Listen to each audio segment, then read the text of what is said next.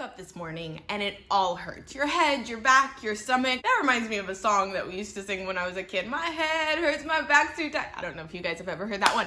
But anyway, you woke up, you're sick, you're a homeschool mom or just a mom in general. What do? We don't get PTO and a day off when we get sick. I didn't even know moms were allowed to get sick, but apparently we are. So when this happens, which inevitably it will, what do? How do we care for ourselves and still take care of those necessary things that do not stop in our life? That's what we're going to be talking about today, so stick around.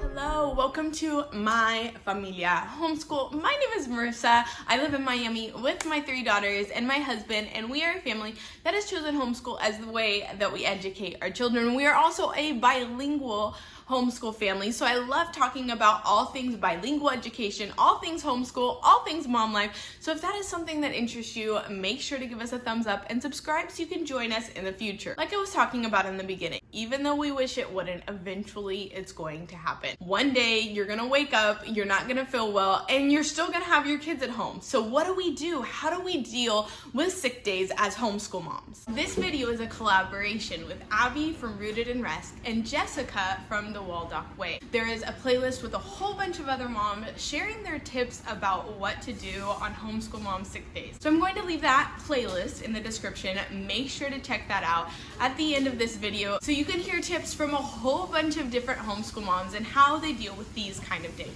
Thankfully, I don't get sick a ton. I thank God for a great immune system, but it does happen at times, and these are the things that have helped me walk through these days. My first tip is kind of my approach with just about anything that changes up our routine a little bit. Embrace simplicity. So when we had a baby, when I get sick, when we have a doctor's appointment, when something messes with our routine, this is my approach. Embrace simplicity. You don't have to do it all. Focus on just the essentials. For me, that's math, language arts, and forget about all the extras. They'll happen another day, they'll happen eventually, but that's not the priority today. Keep it simple. My second tip is use audiobooks and take advantage of those educational videos. We don't do tons of screen time around here, but there are times where I will take advantage of those educational videos. Usually I'll find something that connects with what we're already learning. So for example, this year we're learning about zoology. So I might find a video from Nat Geo that talks about an animal that we're learning about right now. Maybe your throat hurts and you're not up to reading aloud today.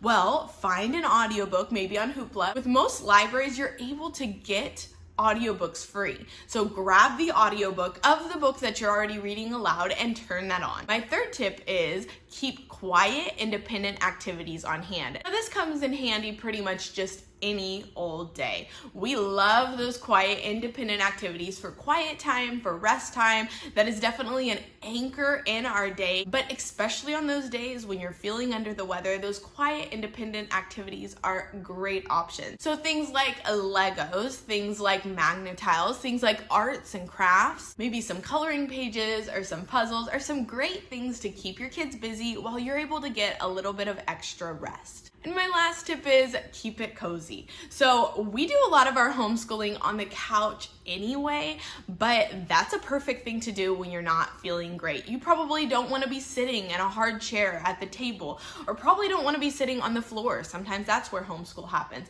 So bring the homeschool work, bring whatever you're going to do that day to the couch or even to your bed if that's how you're feeling. There is no one way or right way to homeschool. So if you're not feeling so great, take advantage of that homeschool flexibility to make it work for you on whatever kind of day you're having. Although we don't like it that we're not able to do all that we would like to do, all that is on our to-do list, a day where you are focused on taking care of you is not a day wasted. Your kids are learning so much from this. They're learning how to adapt. They're learning how to be resilient. They're learning the importance of rest, which is going to help them throughout their whole entire lives. Remember, we're not in a race. We're not racing anyone, so we don't have to catch up. Take this time, this day, or these days to rest, to take care of yourself, and I promise you that your kids will continue to learn in the process. I hope these tips were helpful for you. They're really simple, they're really quick, but I have found that they have been very helpful to me on those days where I'm not feeling my best. If you did like this video, make sure to give us a thumbs up and subscribe so that you can join us in the future with My Familia Homeschool.